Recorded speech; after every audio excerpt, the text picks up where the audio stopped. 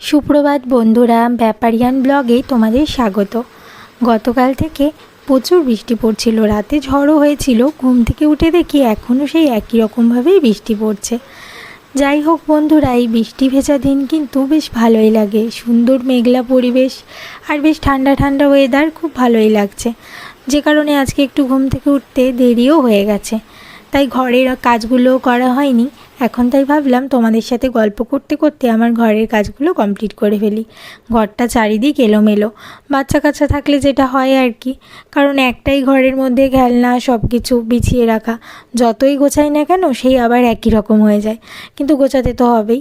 যাই হোক, আগে আমি বরঞ্চ বিছনাটা তুলে নিই, তারপর যে খাটের ওপরে খেলনাগুলো বিছানো রয়েছে সেগুলোকে পরিষ্কার করব। কিন্তু নিচে যেহেতু শুয়েছি, এগুলো সব তুলে এখন একটু ঘরটা ঝাড়িয়ে মুছে নেব। তাড়াতাড়ি করছি কারণ আমার মেয়ে নিচে গেছে, ও আসার আগে এগুলো করতে হবে। ও চলে আসলে আবার ওকে খাওয়ানো, স্নান করানো, আরও অনেক কাজ।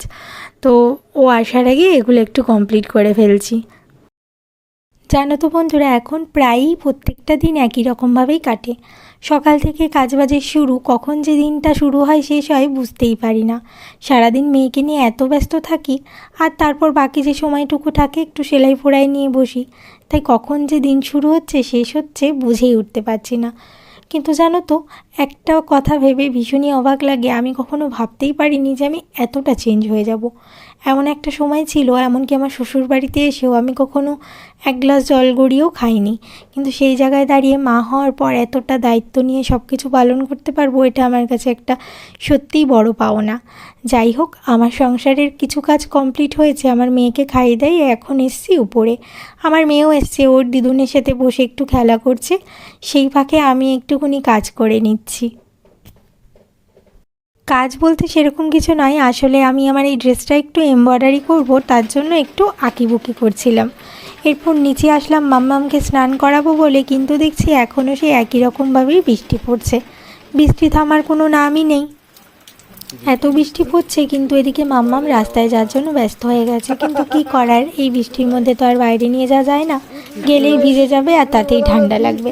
তাই বারান্দায় বসেই একটু খেলা করছে, ওর মনটাও একটু আকুপাকু করছে রাস্তায় যাওয়ার জন্য, কিন্তু কিছু করার নেই। এই করতে করতে কখন যে দুপুর হয়ে গেল বুঝতেই পারলাম না। এখন এসছি সবথেকে বড় কাজটা করতে, সবথেকে কঠিন কাজটা করতে।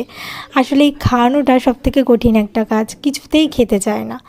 তাও কি আর করার, মা হয়েছি, ধৈর্য ধরে খাওয়ানোর চেষ্টা তো করতেই হবে। এসে এখন টিভি চালিয়ে দিলাম, এই টিভি দেখছে, জানি না কতক্ষণ দেখবে, আসলে টিভিও বেশিক্ষণ দেখতে চায় না।